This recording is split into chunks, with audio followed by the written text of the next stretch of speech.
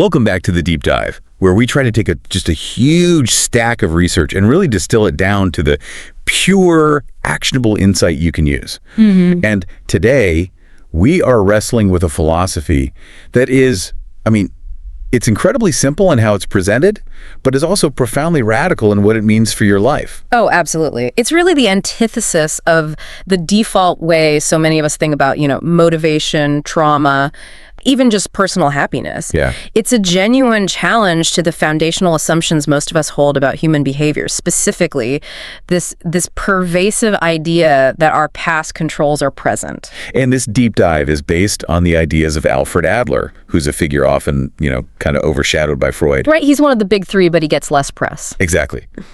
But his ideas have been distilled into this massive, and I was surprised, the surprisingly popular self-help phenomenon. The book, The Courage to be Disliked, by Ichiro Kishimi and Fumitake Koga. And the material we have is essentially a guide to what they call the courage of self-determination. And what's so fascinating to me is the format. It's not a textbook. It's presented as this Socratic dialogue between a really skeptical young man and a very patient philosopher. Which is a great device because it forces you, the reader, to kind of wrestle with the philosophy in real time. The young man asks all the questions you're thinking.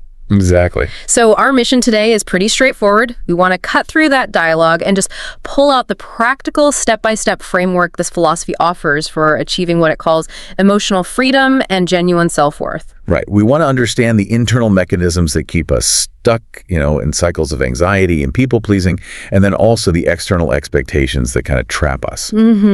So here it is. Here's the aha moment right up front, the core message that really defines this entire deep dive, and it is extremely bold. I'd even say it's controversial. It really is. The central claim from Adler is that you are not, under any circumstances, controlled by your past or dictated by other people's expectations.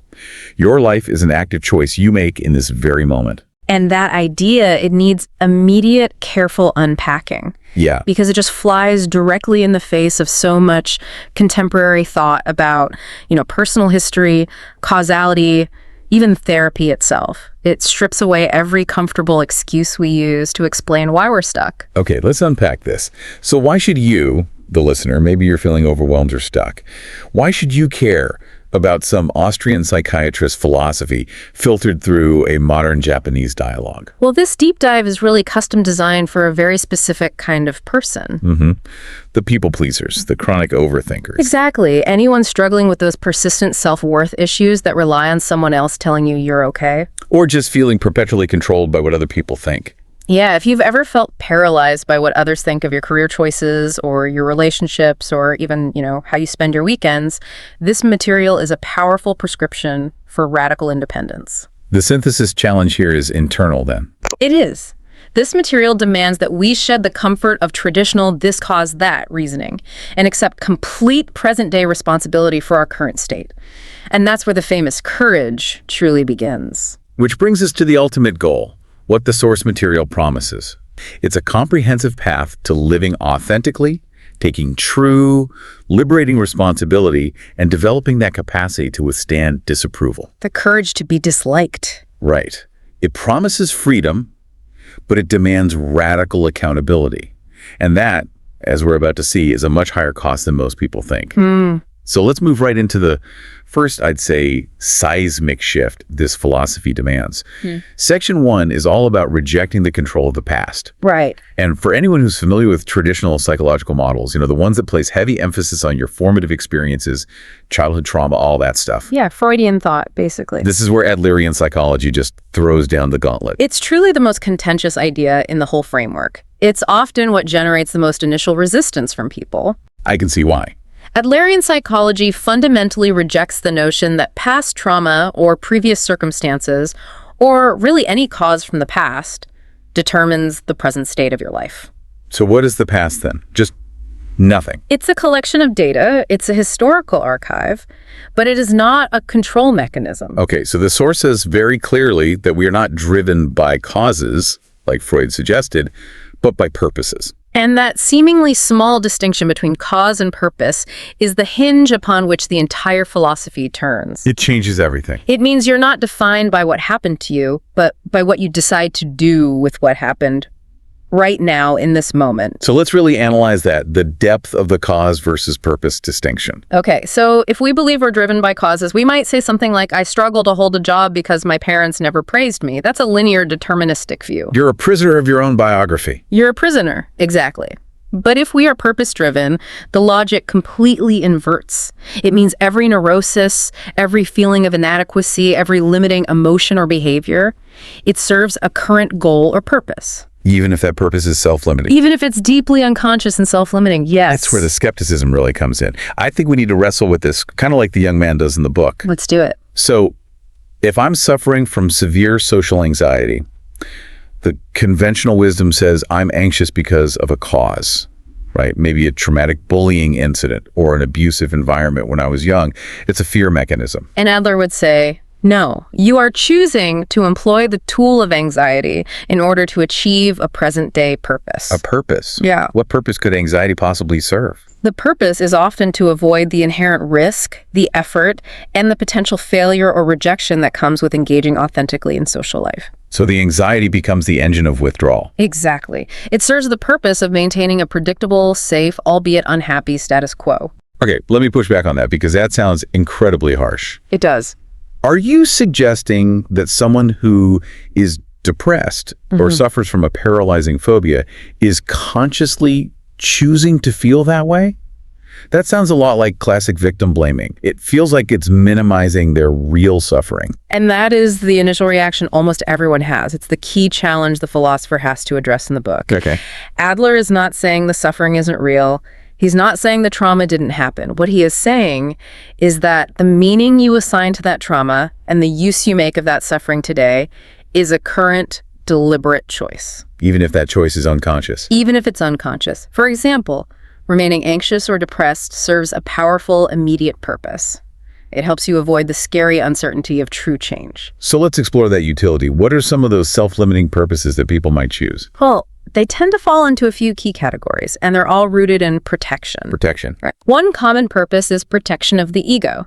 So imagine a student who dreams of becoming a writer but constantly procrastinates. They say, I can't start my novel because I'm such a disorganized person. Right, I've heard that one. I've said that one. We all have. The Adlerian view is that the disorganization and the procrastination are chosen purposes. Why? Because if the student never finishes the novel, they never have to face the terrifying possibility of submitting it and having it rejected. Ah, so their purpose is to keep the dream and their own potential safe and unsullied by failure. Exactly. The excuse, I'm disorganized, serves the purpose of avoiding the risk of effort. That makes incredible sense, especially for our target audience of overthinkers. Procrastination isn't about laziness, it's about shielding your self-worth from potential judgment. The young man in the book calls these life lies. They are. Or consider another purpose, controlling others. Sometimes an individual might adopt a debilitating illness, not consciously, but because the helplessness generates sympathy and attention from their family or their partner. So the purpose of the illness, in that context, is to manipulate the social environment. It's to gain control over others' emotional focus. The person may believe they're simply suffering a cause, when in reality the state of suffering is serving a present-day manipulative purpose. Wow. So this shift from why did this happen to me to what am I achieving now by maintaining this state? Yeah. That's the breakthrough moment the book is pushing for. It is. It forces radical introspection. You have to ask yourself, what benefit, what utility, what purpose does my unhappiness currently serve? And this leads directly to the core promise of freedom. Because if we successfully implement this shift, if we start blaming external causes like our circumstances, our parents, society, past trauma. That is the moment we gain control. Precisely. Freedom comes from accepting this radical responsibility. It's a painful but necessary trade-off. You lose the excuse, but you gain the immense agency of knowing you are the author of your present choices. So we treat the past as just a collection of historical facts, immutable data. But the meaning we apply to that data is entirely changeable. We can choose a new purpose for our behavior. Correct. The past may have supplied the trigger, but you are providing the ammunition and deciding the target in the present. This is the first necessary step towards self-determination. Realizing your feelings of inadequacy are not fate, They are tools you're currently choosing to use. Okay, let's focus on those feelings of inadequacy, the whole inferiority complex thing, because that is so central to the overthinker's experience. The source material is very clear. Feelings of inferiority are normal, and not just normal, but essential. They're more than normal. They're the catalyst for all striving and improvement. Yeah. We wouldn't try to learn or get better or compete if we didn't feel a gap between where we are and where we want to be. So the feelings of inferiority signal that awareness, that striving. They're the initial spark of ambition and growth. But there's a critical distinction here, and this separates the ambitious person from the paralyzed one. Yeah. While the feelings themselves are normal, using them as an excuse, and the source material really highlights this specific wording, that's defined as a choice. It's a deliberate, self-limiting purpose. Think of it this way. The healthy response is to have an inferiority feeling and then translate it into a proactive purpose. So, I feel inferior in public speaking, therefore I will join a public speaking club and practice more. Okay, that's productive. The unhealthy self-limiting response is to use the inferiority feeling to serve the purpose of avoidance. I feel inferior in public speaking, therefore I cannot take that promotion that requires presentations. The second person is actively leveraging their feeling to avoid the risk. They're using the feeling as a moral shield. It's a decision to choose the perceived safety of inaction over the scary uncertainty of effort. And the core message here is that true freedom lies in recognizing that you can choose a different purpose for your behavior, regardless of what triggered that initial feeling in the past. Wow, okay. This is a powerful internal framework. But if the past doesn't control us, we need to know what does. Section 2 transitions really well from this internal struggle, the rejection of causation, to the external forces that truly create stress in modern life. And the book has a shockingly clear and concise answer for the source of all suffering. Which is? All problems are interpersonal problems. This is the second monumental pillar of Adler's framework. If you're struggling with a mental or emotional challenge, anxiety, resentment, anger, it's not really an isolated internal battle. It's always rooted in a relationship with others. Almost always. It's rooted in friction, competition, expectation, or perceived judgment in a relationship with other people. That makes so much sense.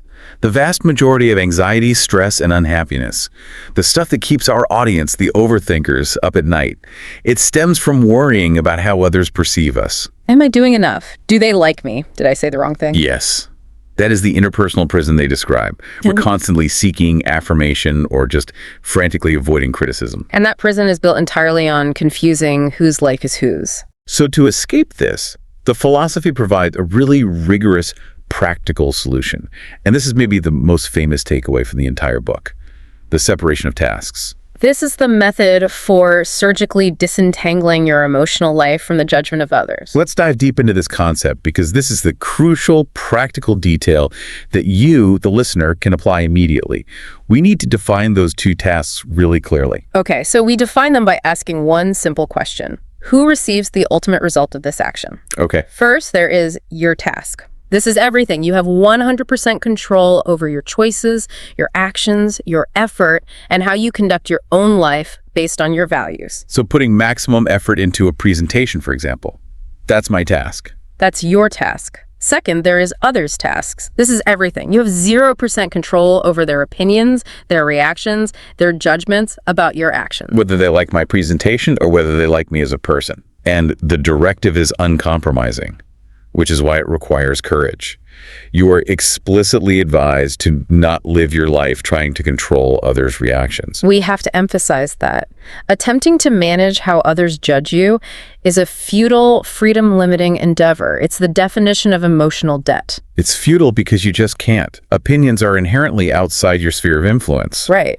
Once you offer up your effort or your work or your authentic self, the reaction belongs solely to the other person.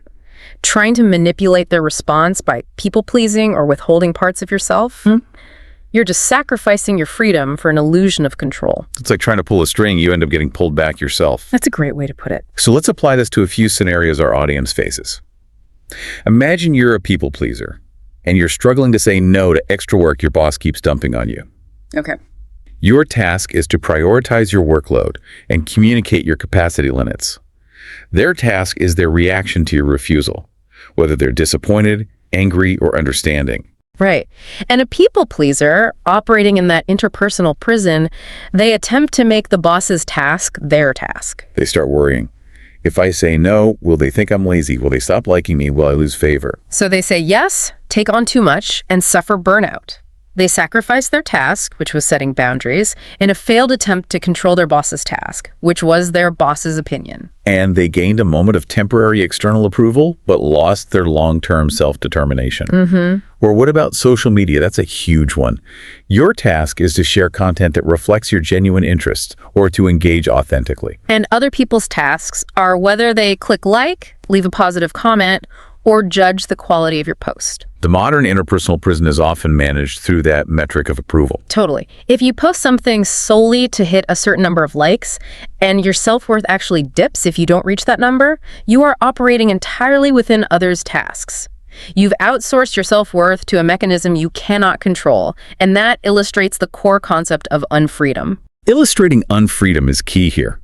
If the drive behind your action is seeking approval, your happiness becomes entirely dependent on external praise. If your self-worth hinges on others' good opinions, if the success of your day requires someone else to validate your effort, you are perpetually trapped. You're a slave to the expectations of others. The source explicitly calls that being unfree. Right. If you're driven by the hope of praise, you're operating within the expectations of others, and you're essentially living their life for them. The moment the praise stops, your self-worth collapses. So freedom, conversely, means acting based on your own values, irrespective of the reward or the backlash. Exactly. You're no longer living on a vertical axis of competition, trying to be better than others to gain approval. You're on a horizontal axis of respect, valuing yourself and others equally. Here's where it gets really interesting. This separation of tasks leads directly to the central, most provocative concept in the book, the title itself, the courage to be disliked. Once you accept that you cannot control others' tasks, their judgments, you have to accept the inevitable consequence of focusing entirely on your own tasks. Your authenticity. Right. And the inevitable byproduct of living freely and authentically is that not everyone will approve of your path. By necessity, some people must dislike you. Okay, I think we need to linger on that for a moment. That sounds so counterintuitive to the entire human experience, which is driven by belonging. If I truly embrace the courage to be disliked, won't I just become an isolated, selfish person, completely alienated from my community? That is the fear, and the philosopher addresses it head-on. The act of being disliked is not the goal. Okay. The goal is freedom. Being disliked is merely the necessary cost of that freedom. So the source emphasizes that living freely means accepting that not everyone will like you, and that this outcome is entirely acceptable or okay. It is the inevitable byproduct of prioritizing your life direction. If you prioritize your choices, some people, by definition, will disagree or dislike your choices or even dislike you. So the courage required isn't bravery in the face of physical danger. No, it's the emotional maturity to say, I respect your right to your opinion, that's their task, but this is my life, this is my task, and I will proceed anyway. And connecting back to our target audience, the people pleasers, this insight is absolutely essential. Their primary internal struggle is often the blurring of these two tasks. They take on others' judgments as if they were their own actions. They're trying to manage both sides of the equation simultaneously. Which is an impossible mental workload that just results in profound anxiety. And we often misunderstand people-pleasing. We see it as a virtue or generosity, but Adlerian psychology reframes it as a desperate, manipulative attempt to control others' tasks. The people pleaser hopes to ensure a positive reaction. But by doing so, they become trapped. They sacrifice their own desires to maintain this illusion of social harmony, a harmony that's always fragile and dependent on those external, uncontrollable variables. So the freedom offered by the separation of tasks is the freedom to choose your actions and then say, my part is done, your reaction is your responsibility. The moment you truly internalize that distinction, the entire landscape of your anxiety shifts. You're no longer responsible for other people's emotional experience of you. This is where the young man in the book starts to crack, right? Yeah. He realizes the immense weight he's been carrying, the weight of global approval. Indeed. The ultimate demonstration of living your own life, according to this philosophy, is when you consciously choose a path, knowing that a certain segment of your community will frown upon it, and you choose that path anyway, maintaining the peace in your own heart. That is the definition of self-determination in the face of interpersonal pressure. So we've established that freedom comes from radical responsibility, and emotional stability comes from separating our tasks from others' judgments. Right. But I'm going back to my earlier challenge. If I stop caring what others think, won't I just become an isolated, unfeeling, selfish person? True freedom can't just be about avoiding negative emotions. No, it can't. And that's where Section 3 comes in. It moves us beyond simple emotional freedom to the concept of genuine fulfillment. Okay, so if approval doesn't bring happiness, what does? This is the third and highest stage of Adlerian living, and the philosophy points decisively toward contribution. Contribution. If you have disentangled yourself from the trap of approval, you now have to define your life positively. This framework defines happiness not as receiving or achieving or avoiding pain, but as giving. Specifically, feeling that you are useful to the community. Yes, but this has to be a very specific kind of contribution. I was going to say, if I contribute to the community just to get the validation of being a good person, then I'm right back in the approval trap, just on a larger scale. That is the crucial distinction that elevates this philosophy far beyond just, surface-level charity work. True happiness comes from feeling useful and contributing to others. However, the source is clear. This must be done without seeking validation or external reward or praise. So if I volunteer solely so my peers will call me altruistic, I'm just using contribution as a tool to gain approval, not as an end in itself. Your purpose is wrong. Exactly. It's not about the external performance. It's about the internal subjective feeling that your existence is valuable to the community. You're not performing for applause. You're acting from an internal realization of belonging and worth. Precisely. Contribution has to be a self-validated state of being useful rather than an external performance for applause. The term Adler uses is Gemeinschaftsgefühl. Right, which translates roughly to communal feeling or social interest. It's the sense of belonging to a larger whole and feeling that your self-worth is inherent because you're contributing to that whole. Okay, let's illustrate the fine line here, because this is where our audience of people pleasers can easily slip back into old habits. Okay, take the example of helping a colleague. A person helps a colleague complete a difficult project. That's the contribution. Now, if they then spend the rest of the afternoon anxiously replaying the interaction, wondering if the colleague was sufficiently grateful, or if they should have been thanked more publicly. Or if the colleague now owes them a favor. Right. They have turned the act of genuine contribution into an external performance. Their purpose was validation, not contribution. And the moment they start worrying about the colleague's reaction, they have violated the separation of tasks, and their anxiety comes right back. Exactly. But if they help the colleague and the reward is internal, the subjective realization, I contributed to the smooth functioning of this office, I was useful, then their happiness is self-validated. It can't be diminished by the colleague's poor manners or lack of acknowledgement. Because the contribution itself provides the objective evidence of your worthiness. I know I contributed, and that is sufficient. This internal reward system is powerful. It makes you immune to the whims of others.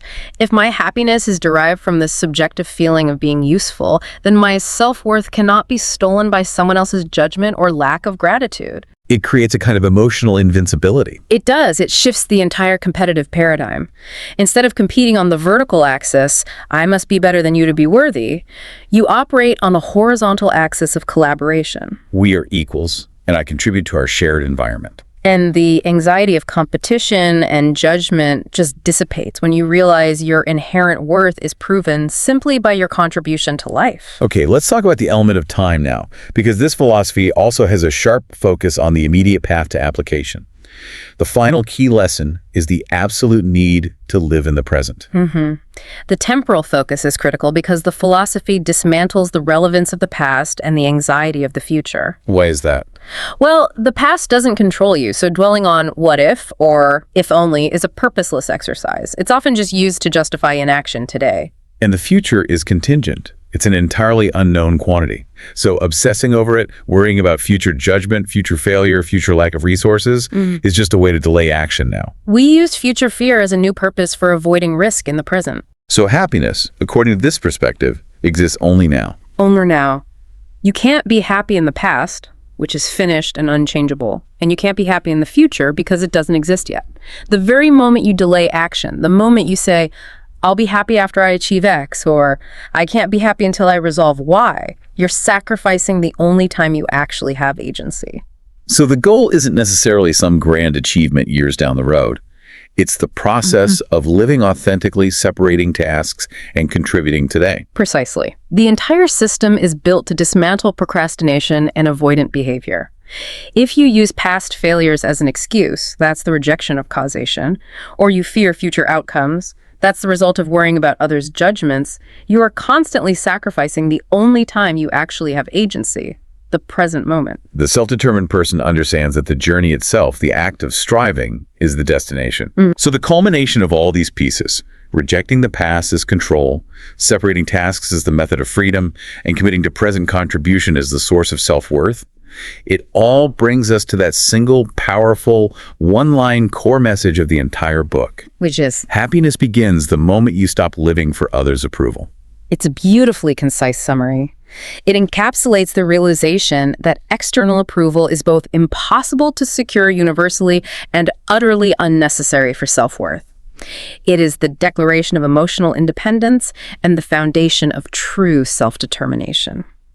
Okay, we've spent a lot of time detailing the Adlerian framework, which is presented in the sources as this powerful, cohesive philosophical system. But the book itself is written in a rather unique style, that dialogue between the philosopher and the young man. And any philosophy this radical is going to invite powerful criticism. So in section 4, we need to address the delivery format and the inevitable critical analysis that comes with it. Right. Analyzing the delivery format is crucial because it really dictates the reading experience. As we said, it's structured as a Socratic dialogue. And that skeptical young man serves a very important narrative function. Oh, absolutely. He challenges every single point, and he often voices the exact knee-jerk resistance that the average reader feels when they're confronted with these ideas. So the patient philosopher then meticulously lays out the Adlerian framework in response. So what are the strengths of that format? Why did readers embrace this dialogue so heavily? The strengths are numerous. I mean, first, it offers exceptionally clear, simple explanations of a deep, complex philosophy. The young man acts as the reader's proxy. He does. He ensures no concept is glossed over. By anticipating and verbalizing every common objection, the philosopher provides these layered, accessible defenses of the ideas. And this dialogue format often results in a profound, life-changing mindset shift for the reader because it provides immediate clarification and resolves their internal debates. It also grounds the abstract ideas into practical concepts. The separation of tasks is introduced and defended repeatedly through that back and forth. Exactly. It encourages independence and confidence because the young man's resistance is systematically dismantled, which shows the reader the intellectual path to self-belief. But this delivery format isn't universally loved. And it leads to one of the common criticisms from our sources, which is that the dialogue format can feel repetitive to some readers. I can certainly see that. Yeah, especially if you grasp the concept of purpose over cause pretty quickly. If the philosopher has to keep patiently re-explaining the difference or the folly of seeking approval, it might feel like the discussion is constantly circling back. Like it's focusing on reinforcing the foundation rather than building new levels. Right. But that repetition is structurally necessary for philosophical clarity and persuasion. It's meant to drill the ideas into a resistant reader. But yeah, for a reader looking for narrative momentum, it can definitely be tedious. Okay, now we need to address the controversy, because this is not a soft approach. The sources note that accepting these ideas requires significant mental maturity. Absolutely essential. You have to be ready to hear that your perceived obstacles or your deeply held resentments are actually choices you're making in the present moment to serve a current purpose. If you're not ready to take full responsibility for your present, the Adlerian focus on purpose rather than cause will feel like a deliberate attack. Instead of an opportunity for freedom. Right. It requires the courage to lose the identity that you've built around your victimhood or your history. Let's detail the two main criticisms fairly and impartially, starting with the tone. A common complaint is that the approach can feel harsh or emotionally cold because it is so direct about responsibility and purpose. It offers very little space for just processing pain. When you remove that crutch of external causation and say, you chose this purpose, the language can feel sterile or uncaring, especially if the purpose the person is serving, like avoiding risk, is deeply intertwined with self-preservation. The philosophy doesn't really allow for excuses. No, it substitutes radical, immediate responsibility for comfort. Now, it's important to note that Adlerian therapy in practice is collaborative and supportive. But the philosophical framework itself, when you read it as text, is ruthless in its logic. It's a philosophy built on the intellect's power to choose rather than the emotions' need to heal first. Okay, and the second, and I would say arguably most significant criticism, is about the rejection of past causation. Some readers feel that it drastically downplays or minimizes the impact of real profound trauma by focusing only on the present purpose. Right. How does Adlerian theory navigate this without alienating someone who has suffered genuine life-altering trauma? This is the most complex nuance in the entire framework. Adler is emphatically not saying that trauma didn't happen, nor is he denying the suffering. What he argues is that the trauma, while real and impactful, is not a deterministic cause in the present. It's an event that occurred, and the individual assigned a meaning to that event. And that meaning and the subsequent behavior, the purpose, are now matters of choice. So the trauma is the event, the external fact. But the interpretation, for example, because this happened, I am broken and incapable of trusting others, that's the personal meaning assigned. Yes. And it's this meaning that serves the current protective purpose of withdrawal or distrust. So if someone uses their trauma as the reason they can't form new relationships, they're leveraging the past to serve the present purpose of avoiding the risk of future pain. Precisely. And the Adlerian challenge is to reevaluate that meaning. You can't change the event, but you can change the meaning you assign to it, and thus change the purpose your current behavior serves. For many, that distinction, that the trauma is the data, but your use of that data is the mechanism of control, that is profoundly difficult to accept. Especially when the trauma is severe, they feel the weight of the past is being minimized because the immediate focus is on today's choice. The ultimate challenge lies in that radical shift from the question of why the damage occurred to the question of how you are choosing to use that damage today. It places the agency, and thus the full weight of the solution, squarely on the individual's current choices. It's tough love on a philosophical scale. Yeah. The framework treats the past as a mutable fact, but the meaning assigned to that fact and the purpose it serves today is entirely mutable through conscious decision. This is where the courage is required. It's the courage to admit that the perceived chains of the past are actually locks that you are holding the key to, even if that key feels impossibly heavy to lift. And despite these powerful criticisms, the philosophical coldness and the controversial stance on trauma's role, the book has had immense global success. We can wrap up the analysis section by noting its overall global rating remains incredibly strong, 4.4 out of 5 stars. That high rating indicates its broad positive impact. While the philosophy is tough and requires maturity, its practical application, especially the separation of tasks, is genuinely transformative for many people struggling with modern anxiety, people-pleasing, and interpersonal stress. It offers a clear, if demanding, roadmap to absolute self-determination. This has been a dense, but I think incredibly illuminating deep dive into Adlerian psychology and the courage to be disliked. Let's quickly summarize the most memorable takeaways that you can walk away with right now, especially if you struggle with external pressure. Okay. First, responsibility equals freedom. Stop blaming causes, your history, your circumstances, and start investigating your present purposes.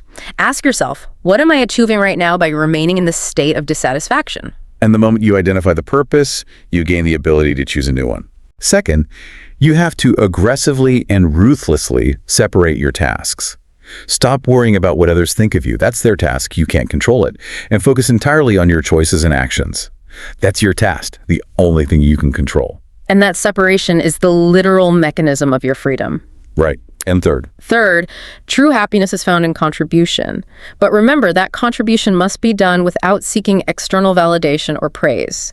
It's an internal confirmation of your self-worth, an internal feeling of being useful to the community, not a performance for applause. So to conclude our deep dive, let's leave you with a final provocative thought that really brings the whole system together. This philosophy defines living freely as accepting the potential and the reality of being disliked by those whose tasks you refuse to manage.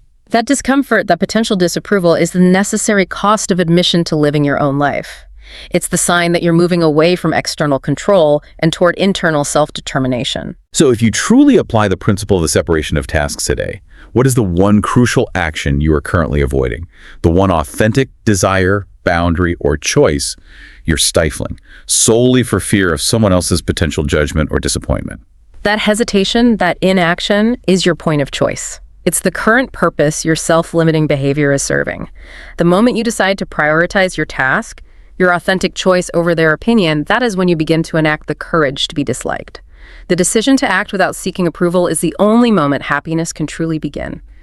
What will you choose to be disliked for today?